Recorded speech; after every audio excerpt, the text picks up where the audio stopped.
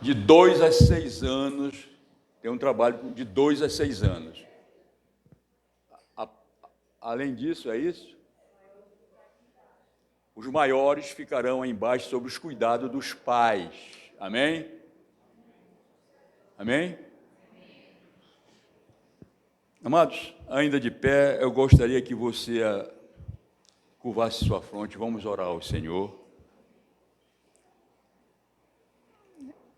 Antes de tudo, dizer que nós temos uma visitante, como todos os visitantes são, essa aqui é especial. A nossa irmã Júlia está aqui conosco. Esta bênção de Deus. E nós estamos muito honrados com a sua presença. Sempre bonita, sempre inteligente, né? Ainda mais filha de Deus, discípula sincera e fiel. Amém? E amados, é que a graça do Senhor esteja nesta noite nos abençoando com a palavra que Ele nos deu para compartilhar com todos. Amém? E vamos curvem suas frontes, por favor. Senhor Deus, muito obrigado. Pai, as tuas misericórdias que duram para sempre, faz de nós pessoas dependentes totalmente de ti. A tua graça nos abraça. Isso é bom. E nós te agradecemos, Senhor, em tudo e por tudo, por todos os benefícios que tem feito a toda a nossa família, a família Shalom, a todos nós. Porque tu és fiel. E tu és bom, como foi cantado. Em todo o tempo, tu és bom. Amém? Nós louvamos teu santo nome. Senhor, me ajuda, Senhor, a pregar esta palavra que tu nos deste e que a partir de mim eu possa entender, discernir do Espírito Santo para que possamos caminhar de acordo com a tua vontade, não a nossa vontade humana. Eu te peço em nome de Jesus, que a unção do teu Espírito seja derramado sobre todos nós, para que entendamos a tua palavra e possamos praticá-la, em nome de Jesus. Amém. Amados, o texto que nós temos aqui, eu gostaria que nós vamos ler. Gálatas 6, versículos 7 a 10. Gálatas 6, versículos 7 a 10. Gostaria que você nos ajudasse também lendo. Não vos enganeis, de Deus não se zomba, pois aquilo que o homem semear, isso também ceifará. Porque o que semeia para a sua própria carne, da carne colherá corrupção. Mas o que semeia para o Espírito, do Espírito, colherá a vida eterna. E não nos cansemos de fazer o bem, porque a seu tempo ceifaremos, se não desfalecermos. Por isso, enquanto tivermos oportunidades, façamos o bem a todos, mas principalmente às da família da fé. Amém? Você pode se assentar, meu amado, minha amada. Amados, eu queria contar, alguns talvez ainda não tenham ouvido, eu tenho um testemunho de vida que eu falo sempre, e a igreja, a maioria já sabe mais ou menos como eu era no passado. Eu era uma pessoa tão descrente, nunca acreditei em nada, acreditava em mim, persegui crente, padre, espírito, tudo que era religioso eu persegui. Eu nunca acreditei em nada, dizia que a Bíblia era um mito, era uma mentira. Tudo isso eu disse e vivia isso. Mas, resumindo tudo isso, um dia eu passo num concurso público, fui lá para a Justiça, ainda com as minhas convicções, e lá eu fiquei responsável como um guarda-costas do pastor do desembargador presidente por 5 anos, 6 anos. Eu era o guarda-costas, eu era responsável pela segurança dele e lá no gabinete dele também. Eu fiquei em cima com o presidente e tinha um colega meu que ficou com os juízes, 12 juízes lá embaixo. E eu fiquei responsável pela parte daquela segurança lá, guardar os presidentes e os juízes. E acontece que um dia eu fui fazer uma vistoria lá embaixo, fui lá embaixo com esse meu colega, chego lá que eu encontro esse meu colega, ele tinha 1,80 m de altura, um negro, forte, musculoso, a mão dele era desse tamanho, cara enorme, meu colega lá. E quando eu vi, ele estava lendo a Bíblia. Eu cheguei com ele e disse, por que tu estás lendo isso aí? Eu tenho que estar prestando atenção, filtrando quem entra aqui. Eu tenho que ver a identidade de quem é advogado ou desembargador, mas você tem que identificar, porque pode haver algum atentado quando você vai cair em cima de nós e tal, e eu briguei com ele por isso. Ele pegou, afastou a Bíblia, muito manso, daí pegou e disse, tudo bem, tudo bem, tudo bem. Eu saí daí furioso, né? Porque ele estava lendo a Bíblia. Tá. Passou-se o tempo, um dia, depois de muito tempo, meu filho se converteu primeiro. Um dia eu fui numa igreja para ver o que é que o meu filho estava fazendo lá, com aquele monte de crente, dando dinheiro para o pastor. E eu fui lá ver, in loco, o que é que estava acontecendo lá. E naquele momento, na pregação e tudo mais, e fui vendo os irmãos me recebendo muito bem, digo, isso tudo é papo furado, esses caras estão querendo meu dinheiro. Era assim que eu pensava. Mas um belo dia, daí num momento eu senti alguma coisa tão diferente, uma coisa tão forte, que me botava para baixo e eu não conseguia me levantar. Eu naquele tempo era mais jovem do que sou hoje, claro. Era forte, eu era atleta, né? Fui paraquedista, lutei boxe, essas coisas todas, eu fui preparado para isso. E eu sentia uma força que eu não conseguia, eu pensava que ia vencer aquela força, e lutei com aquilo, mas eu não consegui. Aquela força me jogou para baixo, jogou para o chão, e eu fui cheirar o chão lá, e chorando como eu nunca pensei, chorando no meio de uma multidão, coisa que meus pais ensinaram, homem não chora, e eu não chorava, mas ali eu não resisti. Eu fui quebrantado. O poder do Espírito Santo. E naquele momento eu vi o poder de Deus na minha vida. E fiz um compromisso com Ele, a partir de hoje. Esse Deus Todo-Poderoso eu vou te servir até o fim da minha vida. Nunca passou pela minha cabeça um dia estar num púlpito pregando a palavra. Se eu perseguia aqueles que eram religiosos. Amados, isso aí é uma coisa do passado. Acho que a gente precisa, com esse testemunho de vida, Deus me serviu como canal para muitas pessoas, muitas famílias tomarem decisão por Cristo. Até a minha própria família. Até antes da morte, 2 dos meus irmãos, antes de morrerem, tomaram uma decisão por Cristo. Pelo testemunho de vida. Houve uma mudança de vida, houve um arrependimento sincero, verdadeiro, sabe? Dos pecados, de tudo que eu fazia de errado. Houve um arrependimento. Mas, hoje é a nova história. Somos novas criaturas, imperfeitos, pecadores, mas em busca de um crescimento espiritual, buscando coisas do Espírito Santo, renunciando à nossa carne que milita contra o Espírito. É muito difícil, é uma batalha muito forte, que você, se não tiver sob as égides, sob a supervisão do Espírito Santo, você não conseguirá.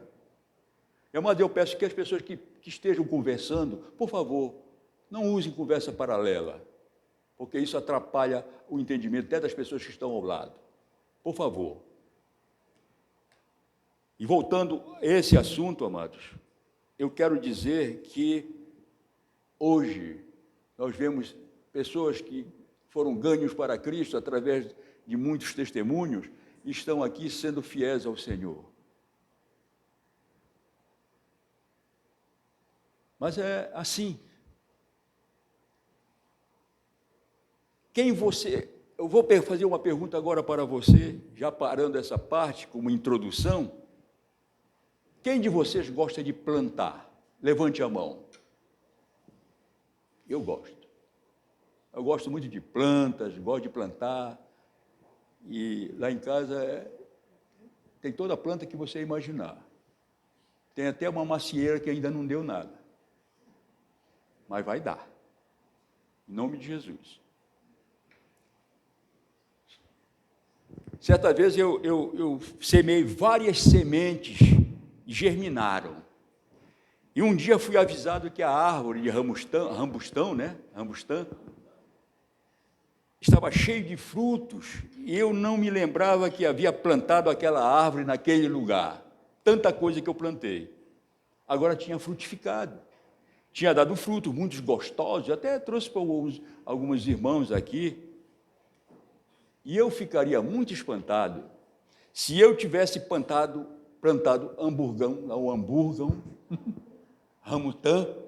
ramutã, eu chamo hamburgão porque essa é na linguagem nativa que eu aprendi lá no Japão. Mentira, conversa fiada.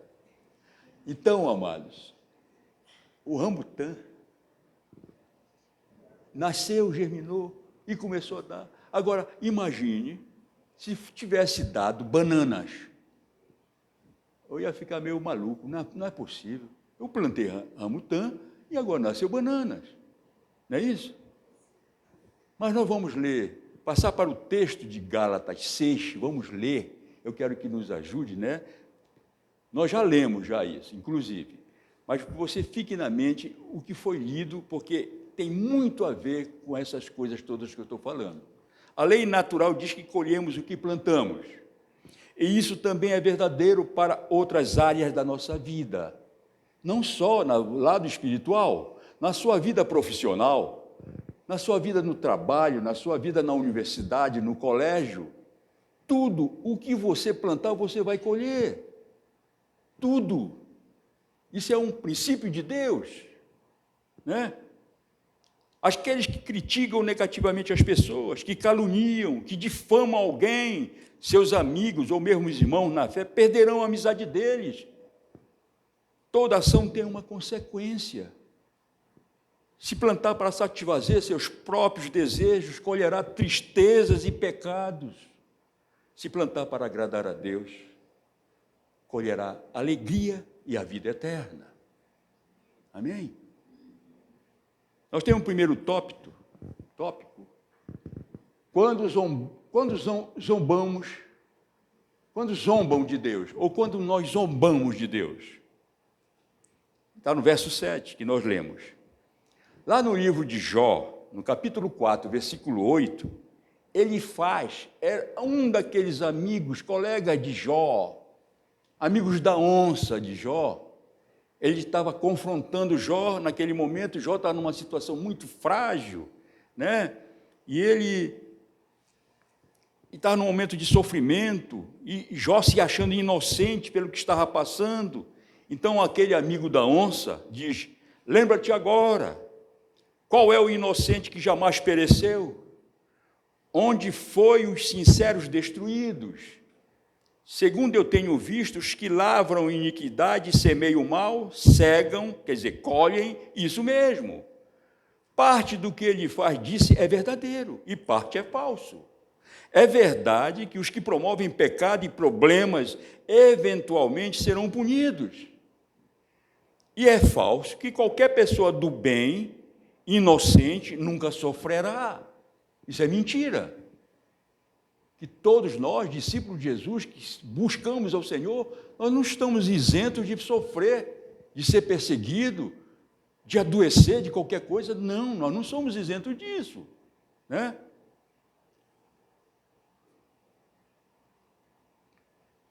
Amados, zombaria em grego significa, sabe o quê?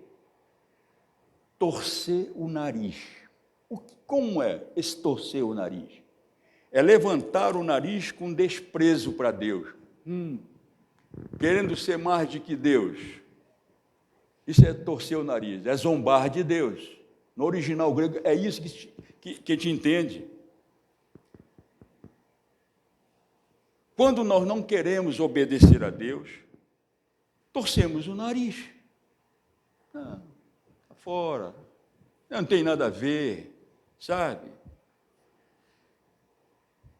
Quando não aceitamos uma repreensão, quando somos confrontados, muitos torcem o nariz, não aceitam, estão zombando de Deus.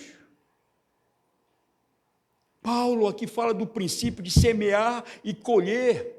Os crentes na Galácia deveriam parar de se deixar enganar e que eles não poderiam simplesmente torcer o nariz para Deus nesta questão.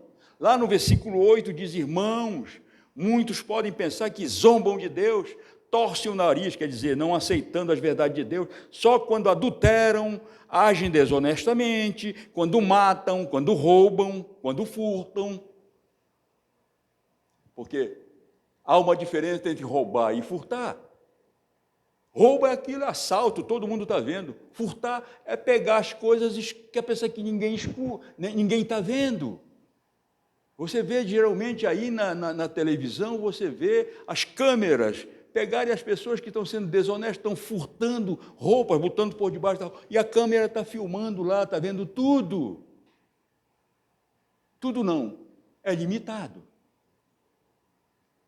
Imagine a câmera poderosa que é Deus, que tudo Ele vê.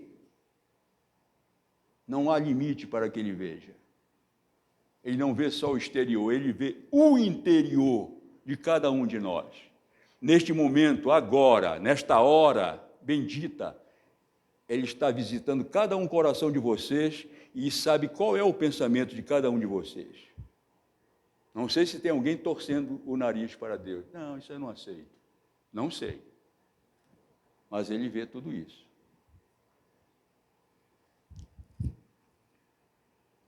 Em 1 Jó 5,19 diz que o mundo jaz no maligno, pois o mundo está repleto de pessoas que não conhecem a Jesus, não se arrependeram, não confessaram o seu nome, pessoas que torcem o nariz para Deus e dizem que Cristo é o Senhor e fazem o que querem e não fazem o que Deus diz na sua palavra. As pessoas não podem fingir e pensar que estão enganando a Deus. Quando alguém vive em pecado, num relacionamento amoroso, sem casamento, e podem dizer: aqui não há nenhum irmão da fé, estamos longe, bem escondidos, podemos fazer o que bem entendamos. O Senhor, lá de olhos, está vendo tudo isso. Pensam que Deus não vê essas coisas. Deus é onipresente e onisciente. Ele está em todos os lugares ao mesmo tempo. Ele sabe de tudo de nós, não importa onde estejamos. Isso é zombar de Deus, é querer passar a perna em Deus. Ele percebe os atalhos que tomamos e também os nossos esforços para obedecê-lo. Ele vê também a força que nós temos, que nós esforçamos para obedecer a palavra de Deus, como verdadeiros discípulos de Jesus, verdadeiros, sendo não religiosos, só de fachada, dizer eu sou discípulo e não vive como um discípulo, dão mau testemunho onde estiverem. Não vivem o que pregam ou o que ouvem de pregações. É terrível isso. De Deus não se zomba, amados.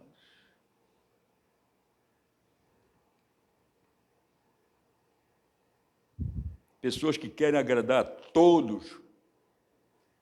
Você é do meu coração, mesmo desagradando a Deus. Pessoas que concordam que a pessoa está fazendo as coisas erradas, estão em pecado. Não, você é meu amigo, está conivente com aquela coisa, junto com aquela pessoa e não confronta. Isso não é amor. É confronto, amados.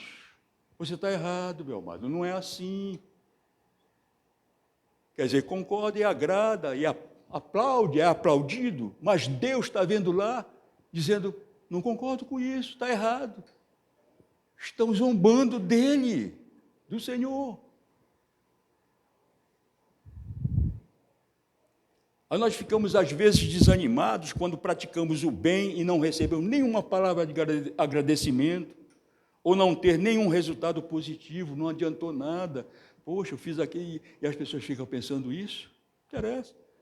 Às vezes as pessoas que você abençoou, que orou por elas num momento difícil daquela vida e ela nunca foi grata.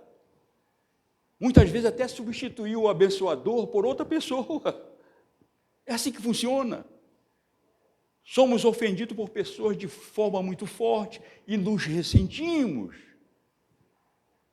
Nos vem uma grande indignação. E a primeira coisa que nos vem à mente é: eu não quero mais ver essa pessoa. Para mim, ela já morreu e acabou. Estou fora, estou longe. Em Lucas 17, 3, 4 está registrado assim: e se teu irmão pecar contra ti, repreende-o. Se por 7 vezes no dia pecar contra ti, e 7 vezes vier te ter contigo, dizendo, estou arrependido, perdoa-lhe. Está na sua palavra?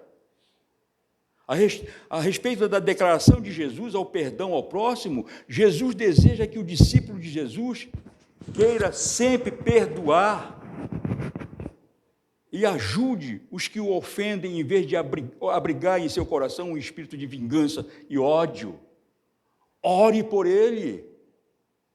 Lhe ofendeu? Ore por ele.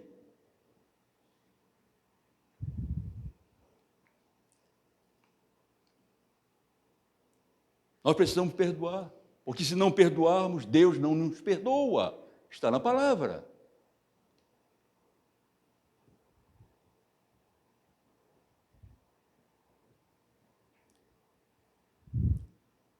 E também nós precisamos perdoar porque, para que não seja plantada no nosso coração uma raiz de amargura que nos fará sofrer em todos os momentos e dormimos com esses pensamentos que fazem adoecer nossa alma e acordamos com eles. Dormimos com o inimigo. E quando acordamos, nos lembramos daquela pessoa. Estamos ressentidos porque ele ofendeu, você não perdoou. E aquilo vai mexendo na sua alma. A sua carne fica tremendo, ela fica trêmula, lutando contra o espírito que você tem de perdoador e precisa ser. Hebreus 12, 14 e 15. Abram sua Bíblia lá em Hebreus 12, 14 e 15.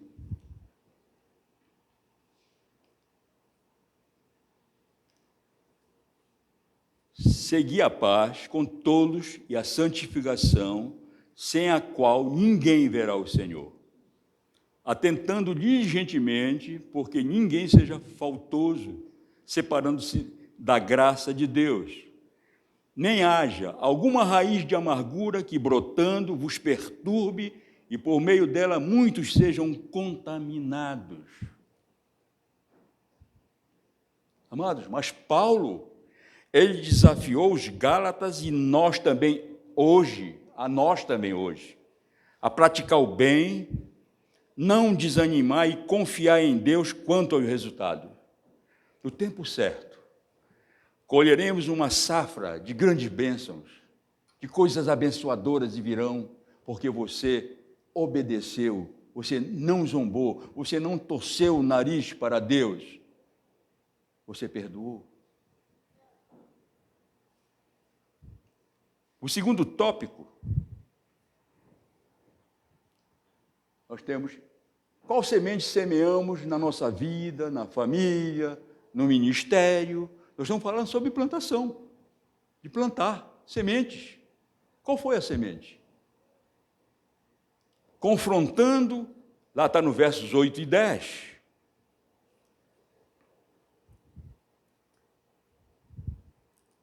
Que diz: porque o que semeia para a sua própria carne, da carne colherá corrupção, mas o que semeia para o Espírito, do Espírito colherá vida eterna.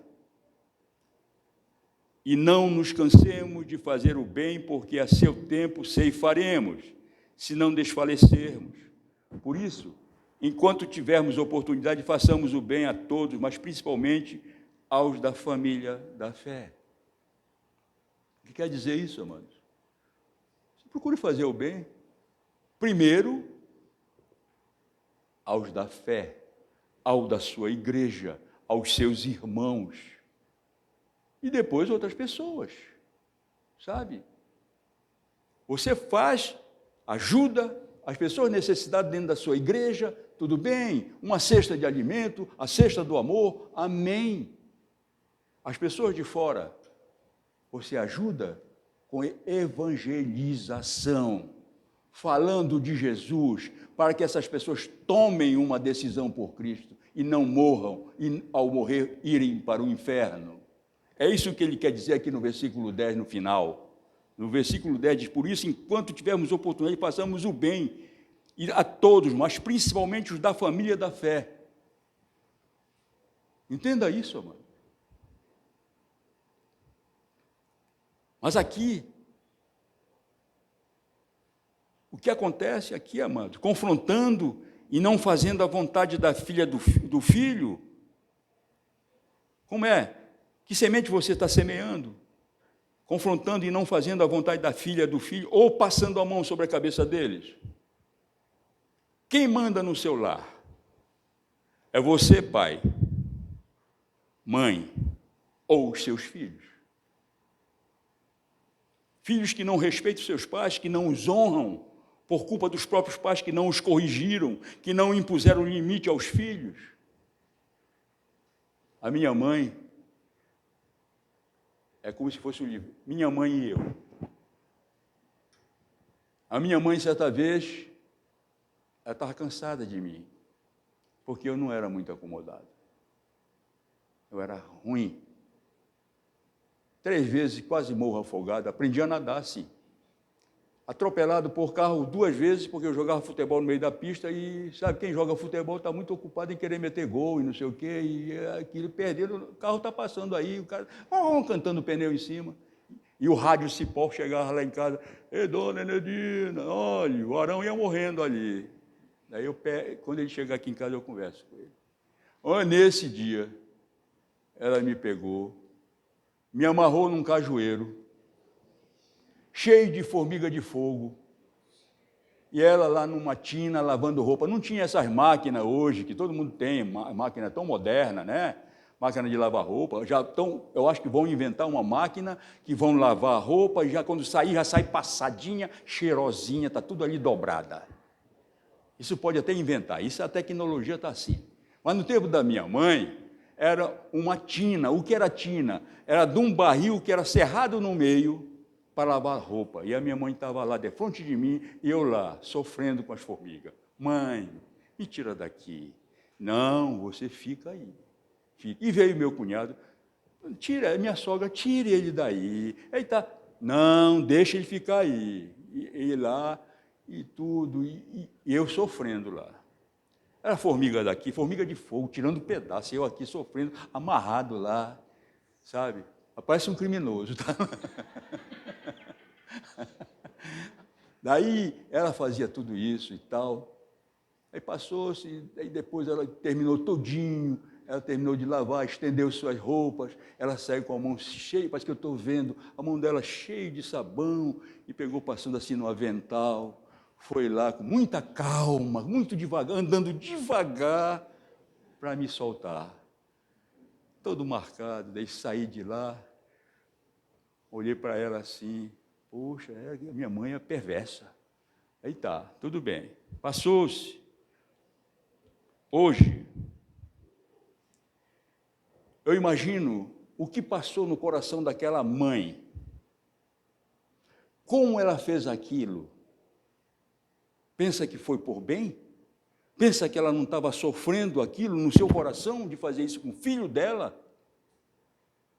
Mas ela tinha a intenção de, no futuro, eu aprendesse a lição e criasse um caráter firme, forte, sabe? E graças a Deus, isso foi destemido e procurando ser justo, sabe?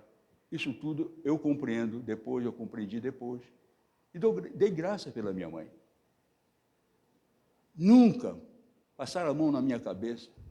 Isso estraga filhos, estraga qualquer um, amados. Quando você não confronta uma pessoa, você está passando a mão na cabeça dele, você está destruindo a vida daquela pessoa. Confronte com amor. Amado, você está errado. Vamos consertar isso. Na palavra diz isso, diz isso. É assim que tem que ser feito. Não é preciso ganhar aplausos de ninguém. Senão a pessoa é uma bênção. Olha, rapaz, o cara é muito amoroso. Mas não é verdadeiro. Não é autêntico. Ele não se preocupa com a vida espiritual daquela pessoa.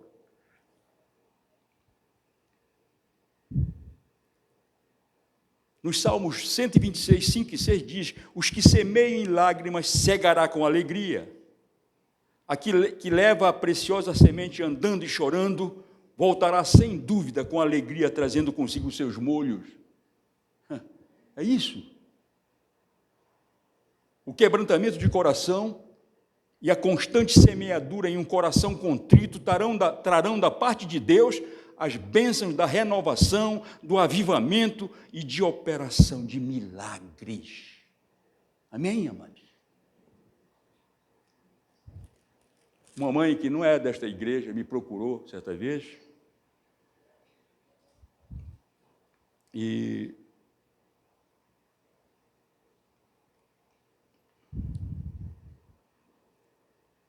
dizendo: eu estou acabada, eu estou fraca, eu não sei mais o que fazer. Eu tenho uma filha, ela diz que nós maltratamos, a família maltrata ela, é uma menina assim, assado, e tudo mais. E eu já orei, eu já fiz isso e não tem jeito, a pessoa é rebelde, é isso, é aquilo, e tudo mais, está dando só desgosto, só lágrimas e tal. Daí eu disse: é orar, e eu vou orar e você orar. Houve permissividade quando ela começou usando todos os artifícios do mundo. Tudo o que ela via no mundo, permitiam que ela usasse. Nunca colocaram limite, jamais: não, está errado, não vá fazer isso. Que isso? Não vão fazer isso, não. Você tem que fazer aquilo que é bom para Deus, não o que é bom para você. Você é uma criança.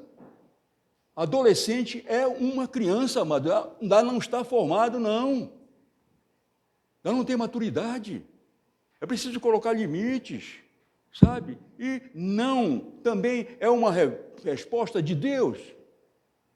Pessoas que são permissivas: não, tudo pode, tudo faz. E alguém pode dizer assim: poxa, a igreja é chata, não pode fazer isso, não pode fazer aquilo. Todas essas coisas são coisas da carne que a pessoa quer fazer lá fora. Mas dentro da igreja há uma palavra de Deus que ensina que não é isso. Isso é coisas da carne. A carne milita contra o espírito, é verdade. Mas se você estiver nos caminhos do Senhor, buscando o Senhor em oração, entregando o seu coração, zelando pelos seus filhos, plantando uma semente de fé, de oração, de devocional, de confronto, amados, ela pode até um dia sair dos caminhos do Senhor. Pode sim, mas um dia ela volta. Um dia ela volta, porque ela foi confrontada, ela foi ensinada. Quantas pessoas que um dia se afastaram dos caminhos do Senhor, mas voltaram sim, pela misericórdia. E Deus é tão bom, é muito bom, como foi cantado, é verdade. E a graça de Deus, ela nos abraça, pelas suas misericórdias que duram para sempre.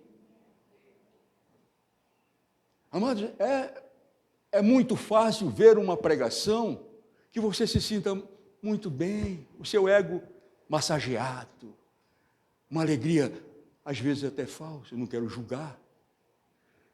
Mas quando nós falamos da palavra de Deus, quando nós falamos sobre arrependimento, o que é arrependimento? Em grego é metanoia, o que é? Mudança de direção, mudança de atitudes. Se eu fazia isso, não vou fazer mais, porque eu estou zombando de Deus se fizer. E eu vou pagar essas consequências. Eu não posso fazer isso. Eu não posso ir contra o Deus, o Senhor dos senhores. E aquela mãe ficou naquela situação.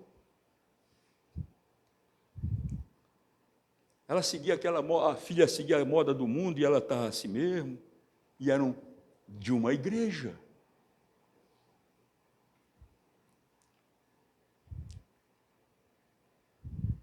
Podemos até dizer que escarneceram de Deus quando não tomaram uma atitude mais direta e perderam a autoridade que um pai e uma mãe precisam ter com seus filhos. E quando não fazem, estão zombando de Deus, não estão ensinando, disciplinando os seus filhos, que são a herança do Senhor. Salmo 127, 3.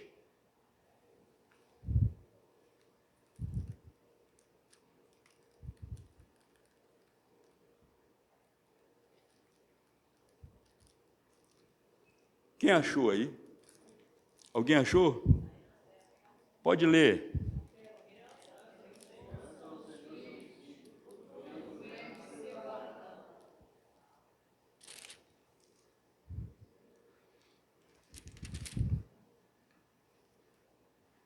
Herança do Senhor são os filhos, o fruto do ventre, seu galardão. Herança do Senhor, amado. Herança do Senhor. E você, o que é que você faz?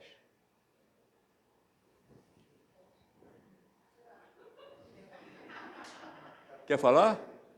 Não pode. Estava escrito lá? Rapaz, nós temos um ministro de louvor que é uma bênção, rapaz. Esse dedo é guiado pelo Espírito, daí já está certo lá, e coloca logo lá, e não é preciso nem ler aqui. Às vezes eu leio até errado aqui, lá está certo. Amém? Herança do Senhor são os filhos, o fruto do ventre, seu galardão. Está vendo? Não disse que estava aí? Amém? Amados, em Provérbios 22, 8, Salomão nos informa: o que semear a perversidade cegará males, e a vara da sua indignação falhará. Quem não age sempre com medidas certas, perderá sua autoridade moral para corrigir outras pessoas. Pense nisso. Como é que pode corrigir outras pessoas se você não corrige os seus filhos ou o seu discípulo, sabe?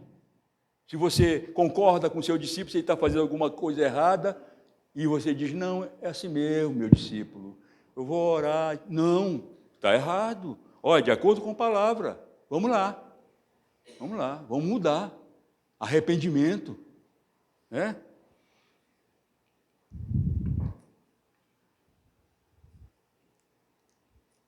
Quem semeia iniquidade, colhe problemas. O que fazer? Orar e suplicar pelas misericórdias de Deus. Deus colocou nas igrejas uma visão bíblica desde a igreja primitiva. Está lá em Atos dos Apóstolos. O que foi que ele colocou, que Deus colocou lá? A igreja nas casas, grupo familiar, ou células, como chamam por aí. Nós chamamos grupo familiar, discipulado. Tudo está na palavra de Deus. Tá?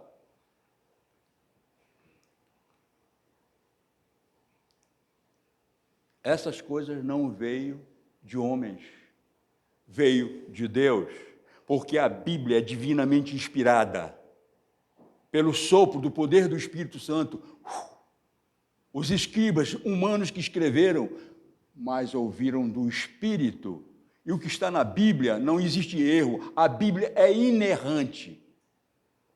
Os teólogos podem dizer, muitos estudos, não, olha, o caso é o seguinte, 1 Coríntios veio antes de Mateus, isso não interessa a direção, o que interessa é o conteúdo que está na palavra de Deus, que fala para cada um de nós, amados.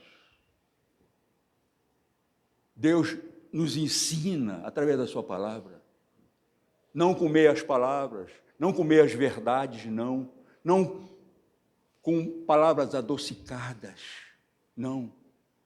Palavras, às vezes, que são duras, mas que isso que pode fazer transformação em nossas vidas.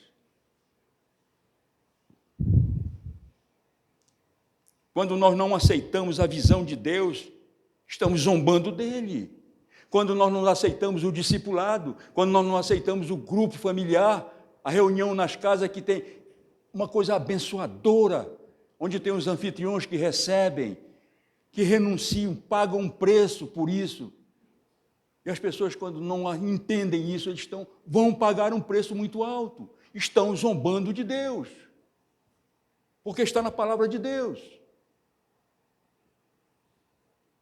Nós precisamos ter muito cuidado com tudo isso.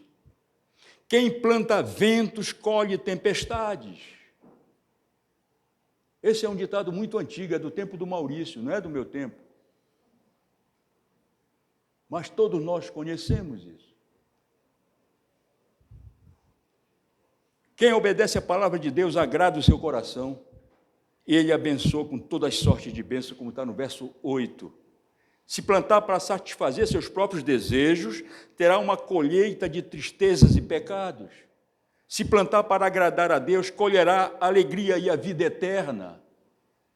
Muitos homens de fé da Bíblia foram grandemente tentados a zombar de Deus e resistiram. José, jovem forte, determinado, foi seduzido pela mulher de Potifar, uma mulher muito bonita, que queria dormir com José. Ele fugiu dela, mas não zombou de Deus. E se tornou a segunda pessoa no governo do Egito. Moisés foi criado na mordomia do Palácio Real do Egito, mas renunciou a tudo aquilo no palácio, preferindo ficar junto do seu povo escravo, sofrido, mas não zombou de Deus.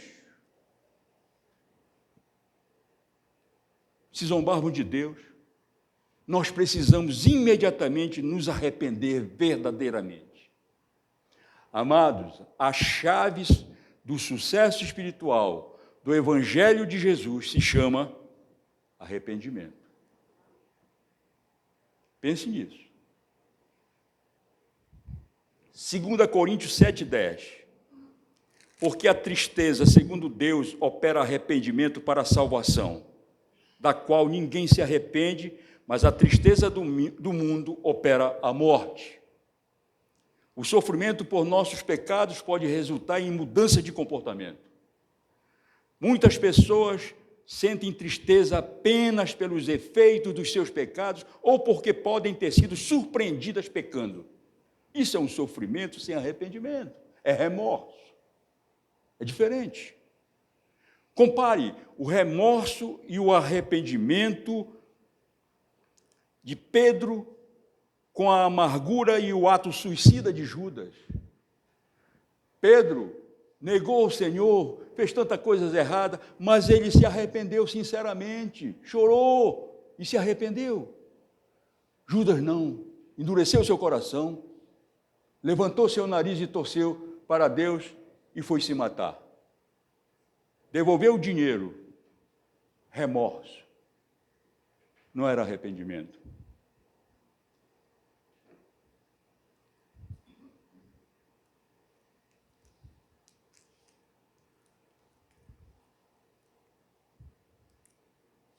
Caso de Pedro e Judas, um se arrependeu, foi restaurado à fé e ao serviço.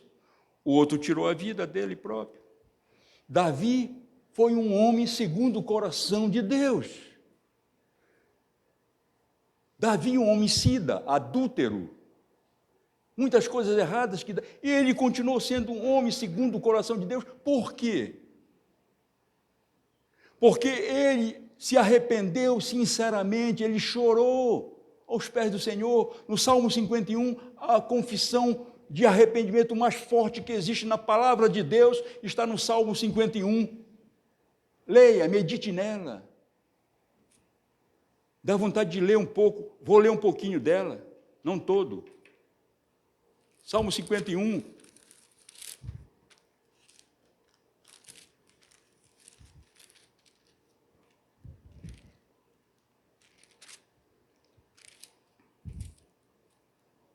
Compadece-te de mim, ó Deus, segundo a tua benignidade, e segundo a multidão das tuas misericórdias, apaga as minhas transgressões.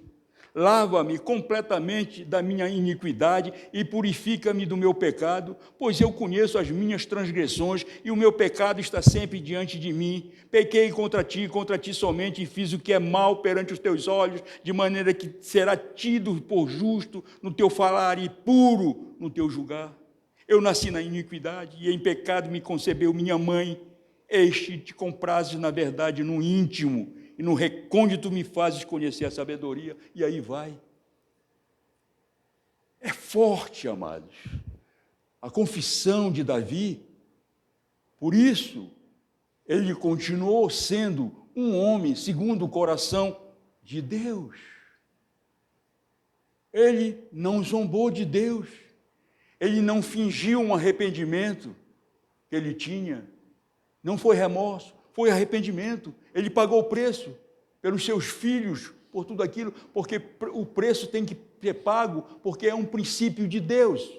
Tudo aquilo que nós fazemos, nós plantamos, nós colhemos. Deus nos perdoa pela sua misericórdia, mas as consequências do pecado, a vergonha, o mal, as coisas vão embora para que a pessoa possa mudar o seu caráter e voltar-se como uma nova pessoa que compreende, que entende, que sabe que precisa se arrepender dos seus pecados. Porque com pecado não se pode ver Deus. Nunca poderemos ver. O pecado nos afasta de Deus, amados. Talvez alguém diz, o pastor só fala sobre pecado, e vou falar sempre sobre pecado, sobre salvação, sobre arrependimento. Porque, amados, nós precisamos, os últimos dias estão chegando, e nós estamos levando as coisas como brincadeira. Pensa que a igreja agora é lazer, ou a igreja é show. Que isso? Não. A igreja precisa aprender da palavra. E o Espírito Santo que faz essa obra, ele está fazendo essa obra aqui nesta igreja. Ele está colocando no coração de cada um de nós as suas verdades, não mentiras. Nós precisamos entender isso.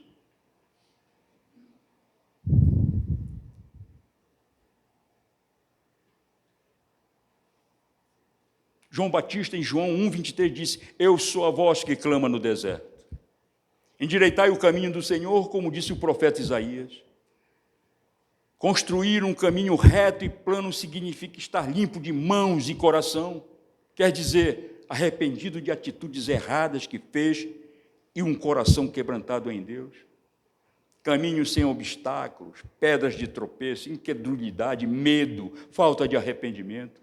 Caminho limpo, ornado com fé, para o Senhor dos Senhores entrar e transformar corações endurecidos e aceitarem Jesus como seu Salvador e Senhor. É para isso.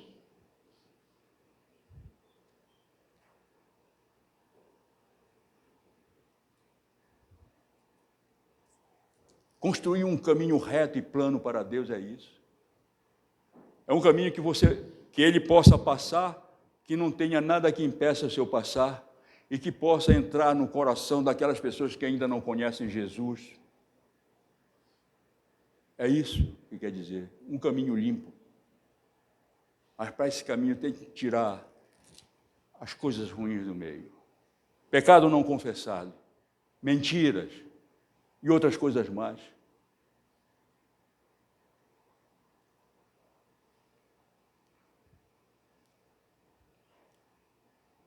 Muitos podem aceitar a mentira do inimigo da nossa alma para que aquela pessoa não aceite Jesus como seu Salvador, dizendo, não, agora eu não quero nada de aceitar Jesus, eu vou primeiro deixar de fumar, deixar de beber, de enganar, de mentir, depois eu vejo isso. Amados do Senhor, através do verdadeiro arrependimento, todos os vícios e enganos, tudo é extraído de nós e lançado fora. Através do arrependimento sincero. Não quero mais saber disso, não me interessa mais. Fumar? Não quero mais. Beber? Me interessa, fede no meu nariz. Drogas? Nem pensar.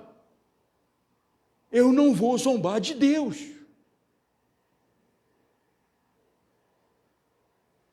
Eu nunca provei drogas. Deus não permitiu. Mas outras drogas eu fumava. Era fumar, era beber muito mesmo, e outras coisas mais. Menos drogas, graças a Deus. Mas quando houve um arrependimento sincero, a partir daquele momento acabou tudo. Não foi preciso tomar remédio, nem fazer isso, fazer aquilo, nem fazer promessa, nem andar de joelho daqui na igreja Shalom, lá na Guanabara, na Beth Shalom. Amém?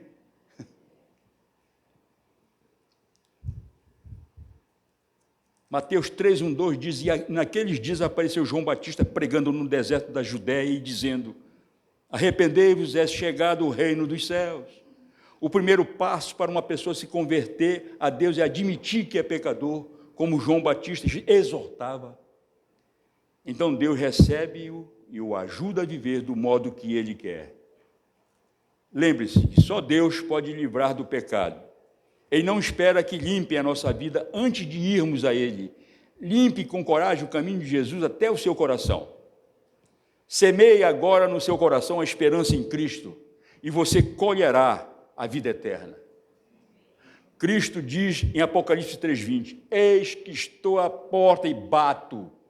Se alguém ouvir a minha voz e abrir a porta, entrarei em sua casa e com ele cearei e ele comigo. Cristo está batendo agora na porta do teu coração, porque deseja te salvar e manter uma íntima comunhão contigo. Eu não sei quem é. Se houver essa pessoa aqui, que entenda, Ele é paciente em sua tentativa de fazer parte da tua vida. Eu quero fazer um convite a você que ainda não se decidiu por Cristo, se tiver alguém nessa situação aqui, que talvez esteja nesta hora em dúvida para tomar essa decisão tão importante para ter uma vida de comunhão plena com o Senhor Jesus. Eu peço que você faça um sinal aí onde você está.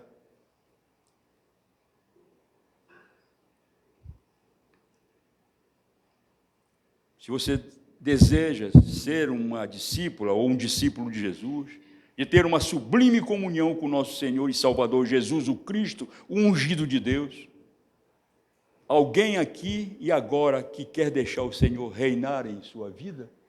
Existe alguém aqui? Vou chamar aqui o Ministério de Louvor. Chamar o Ministério de Louvor aqui à frente, por favor. E eu peço que você se coloque de pé.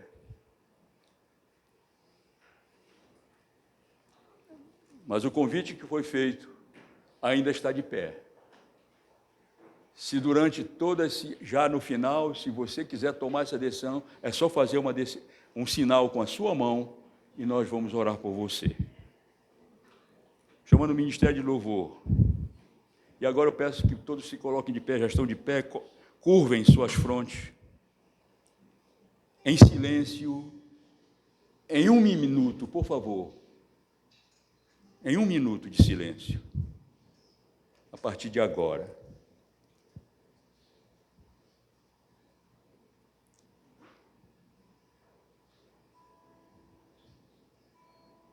Deixem o Espírito Santo prescrutar o seu interior. O que ele encontrar de errado? Doenças da alma, do corpo, falta de perdão, falso arrependimento, que sejam lançados para longe de nós. Plantemos ventos de fé, de esperança e de caridade, para colhermos tempestades de paz, de prosperidade, de saúde. Durante esse primeiro minuto, entenda o que o Espírito Santo está falando a você. Ele pode estar lhe convencendo do pecado, da justiça e do juízo. Porque também, se não aceitar Jesus, não acreditar que Ele é o caminho, a verdade e a vida, isso também é zombar do seu poder, da sua misericórdia, do seu amor, da sua benignidade. com todos e por todos. Amém? Louvado seja o nome do Senhor Jesus Cristo. Você pode levantar suas mãos e vamos orar ao Senhor nesse momento. Senhor Deus, muito obrigado, Pai. Eu sei que Tu, nesta noite, Tu estás prescrutando nossos corações. Tu estás vendo as coisas que erradas que existem a partir de mim, tirando e lançando até no mais profundo abismo. Ajuda-nos, Pai, a reconhecermos que somos pecadores, mas que nós Te amamos em espírito e Te adoramos em espírito e em verdade. Nós Te pedimos, Pai, as Tuas bênçãos. Nós vamos cantar um hino agora. E ainda o cantar desse hino, amados, eu gostaria que você, se quer se manifestar aceitando Jesus, você faça um sinal com a mão, porque todos estão com as mãos levantadas, então pode baixar suas mãos, mas aquele que queira aceitar Jesus, faça um sinal com a mão. Diga, eu quero aceitar Jesus. Eu quero me reconciliar com Jesus, então pode ser também. Alguém aqui gostaria de fazer isso? De tomar essa decisão agora? Com arrependimento sincero de tudo aquilo que você tenha feito ou tenha errado na vida, que todos nós temos, mas pelo arrependimento sincero. Agora, pelo amor a Deus, pelas suas misericórdias, você pode levantar sua mão. Vamos cantar um hino. Mas eu te busco, aleluia. Mas eu te encontro,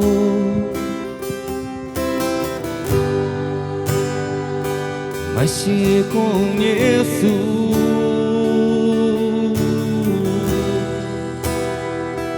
mas eu te amo. Quero aos teus pés me assentar, beber do copo em tua mão, junto ao teu peito encostar, sentir teu coração.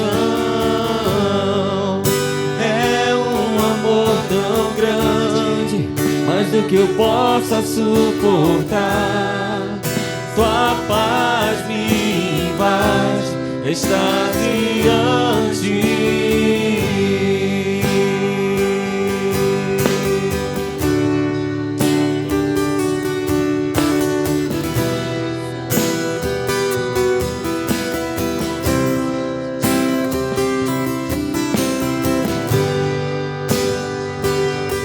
Eu te busco,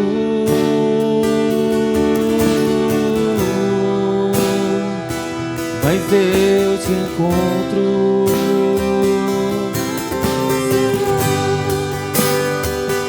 mas te conheço,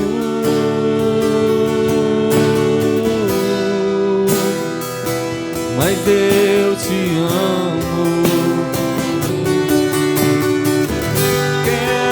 Teus pés me assentar, beber do copo em tua mão, junto ao teu peito encostar, sentir teu coração. É um amor tão grande, mais do que eu possa suportar. Tua paz me invade, extasiante. Teus pés me assentar, beber do copo em tua mão, junto ao teu peito encostar, sentir teu coração. É um amor tão grande, mais do que eu possa suportar. Tua paz me invade, extasiante.